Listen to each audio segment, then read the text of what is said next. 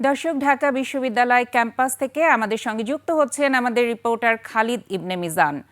সরাসরি চলে যাচ্ছি তার কাছে। খালিদ, কেমন দেখছেন প্রার্থীদের প্রচারণা? শিয়া বাটার ও ভিটামিন ই সমৃদ্ধ লিলি বিউটি সোপ, তারুণ্যময় উজ্জ্বল ত্বকের জন্য। রিমার্ক। ধন্যবাদ আখি। আজকে সাপ্তাহিক ছুটির দিন হওয়ায় কিন্তু প্রচারণা অন্য দিনের তুলনায় কিছুটা কম ঢিলেঢালাভাবেই হচ্ছে প্রার্থীদের প্রচারণা। তবে মূল কেন্দ্রগুলো হিসেবে তারা কিন্তু আজকে টার্গেট করেছেন হলগুলোতে তারা রুমে রুমে গিয়ে জনসংযোগ করছেন এবং তারা তাদের হচ্ছে দাবি দাওয়া যেগুলো আছে, তারা শিক্ষার্থীদের যে দাবিগুলো পূরণ করতে চান সে বিষয়ে কিন্তু তারা কথা বলছেন এবং তাদের পক্ষে জনমত গ্রহণ করার চেষ্টা করছেন। এখন পর্যন্ত আমরা কথা বলেছি ছাত্রদল মনোনীত প্রার্থী আবিদুল ইসলাম খান, স্বতন্ত্র ঐক্য প্যানেলের প্রার্থী উমামা ফাতেমা এবং শিবির মনোনীত প্রার্থী সাদিক কায়েমের সাথে।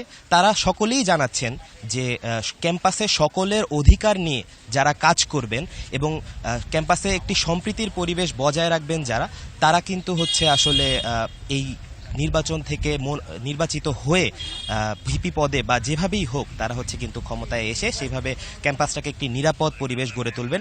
তাদের প্রত্যেকেরই কথায় একটি জিনিস স্পষ্টভাবে বোঝা যাচ্ছে যে রাজনৈতিক যে অপসংস্কৃতিগুলো ছিল, যেমন গেস্টরুম গণরুমের মতো যে অপসংস্কৃতিগুলো ছিল, এই থেকে যেন তারা হচ্ছে ক্যাম্পাসকে মুক্ত করতে পারেন এবং নারী শিক্ষার্থীদের জন্য বিশেষত ক্যাম্পাসে যেন একটি নিরাপদ পরিবেশ সৃষ্টি করতে পারেন, সেই বিষয়ে তারা কিন্তু কথা বলেছেন। খালিদ, আপনাকে ধন্যবাদ।